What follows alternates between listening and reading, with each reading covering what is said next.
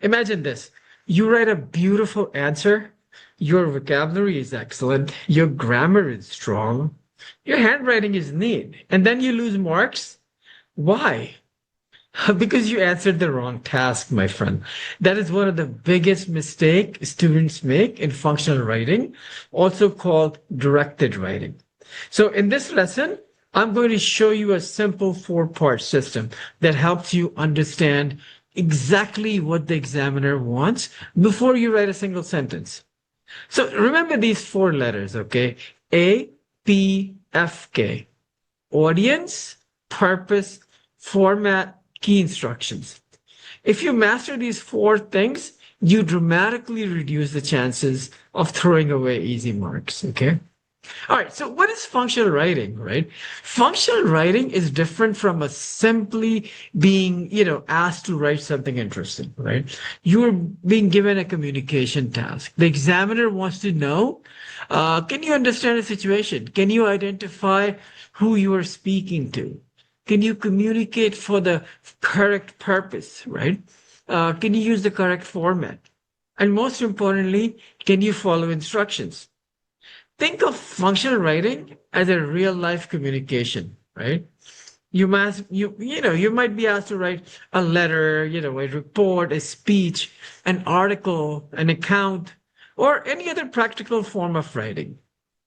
The language you use depends on the situation. So never rush directly into the answer. First, decode the task. Number one, A for audience, right? The question is, who am I writing to? This matters because your audience, controls your tone, right? Imagine you want to complain about a school cafeteria, and if you're speaking to your friend, you might say, "Hey, the food was terrible today. I couldn't even finish it." But if you're writing to your principal, you might say, "I would like to raise a concern regarding the quality of food currently being served in the cafeteria." Same basic message, completely different tone. Why? Because the audience changed. Your audience might be a principal, a teacher, a friend, parents, students, newspaper readers, members of local community. So before you write, ask, who is going to read this? Then ask, how would I realistically speak to this person? That gives you your register, right? So you ask, what is register? Register simply means the level and style of language you use. Formal writing may include expressions such as, I would like to suggest. It has come to my attention, right? Or I strongly recommend. But informal writing might include, you won't believe what happened. I had an amazing time, or the best part was. Neither is automatically better, right? The important thing is to use the right register for the right audience. A formal report should not suddenly sound like a WhatsApp message. And a letter to a close friend should not sound like a government document, right? So that's your audience. Now let's look at purpose. P for purpose, right? Why am I writing? Right? What is the examiner asking you to accomplish? Are you trying to inform, persuade, complain, recommend, describe, give an account, evaluate ideas? So purpose controls the time of language you use. Suppose you were asked to, persuade students to join a school environmental campaign. You don't simply give information, right? You need to make them want to participate. You might use, imagine arriving at a school every morning to a cleaner, greener campus. Or if every student gave their 30 minutes a week, the difference could be remarkable. Now imagine the purpose is simply to report a campaign, right? You would be more factual. The campaign began on Monday and involved approximately 80 students, right?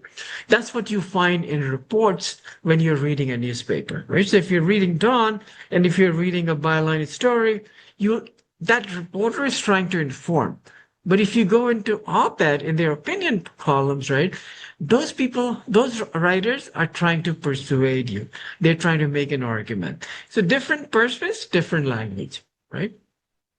The one sentence test here is, very useful trick, right? Before writing, complete this sentence, okay? By the end of my writing, I want the reader to dash, dash, dash.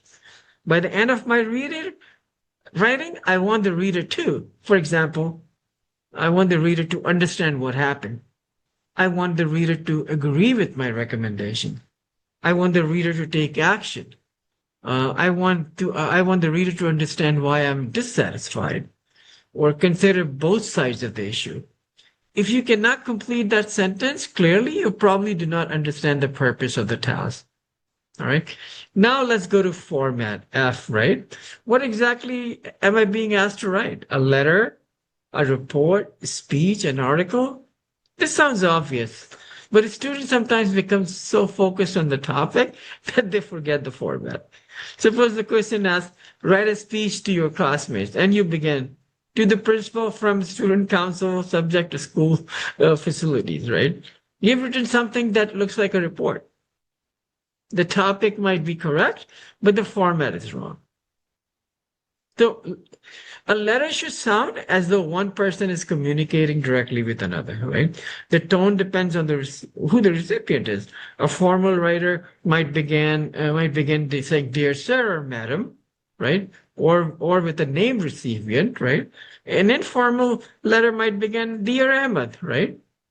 The exact layout can depend on your syllabus, right? So follow the conventions you have been taught. But above all, make sure the voice sounds appropriate for a letter.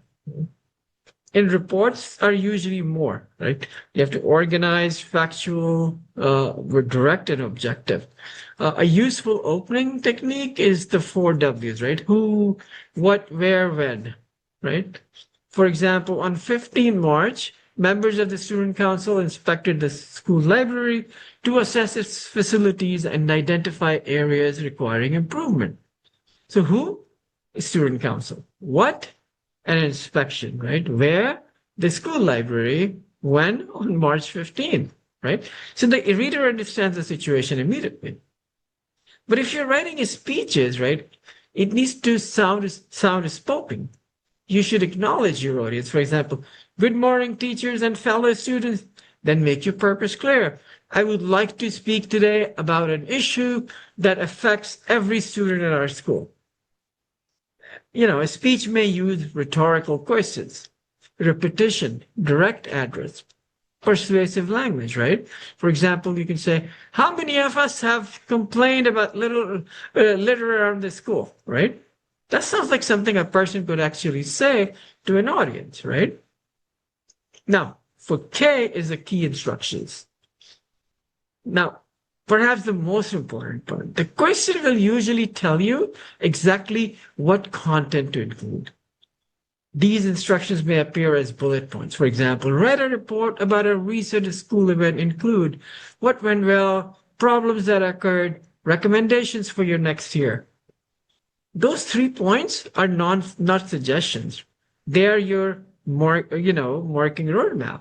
So if you write 2 pages about what went well, but forgot the problems and recommendations, you'll lose content marks, right? No matter how beautiful your English is.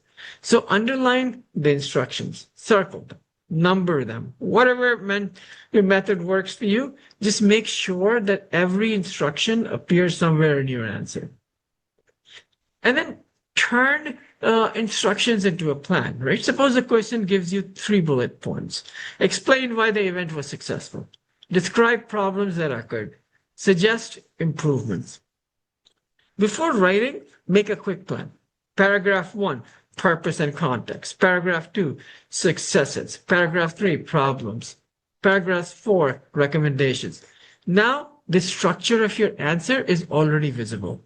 You've reduced the chance of forgetting anything, right? And watch the command words, right? Pay attention to verbs in the question. There is a difference between describe and explain. If the question says describe the problem, you tell the reader what happened. If it says explain why the problem occurred, you need reasons, right? If it says evaluate the suggestions, you need to consider its strengths, weaknesses, or effectiveness. Do not treat every command word as though it simply means mention.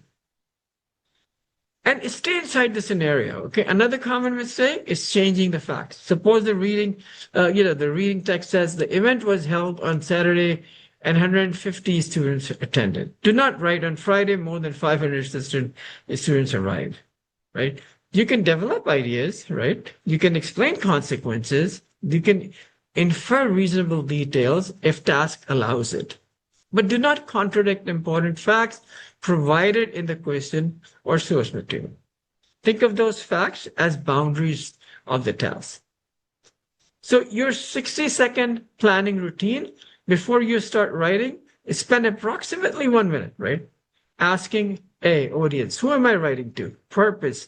What am I trying to achieve? Format. What type of writing is required?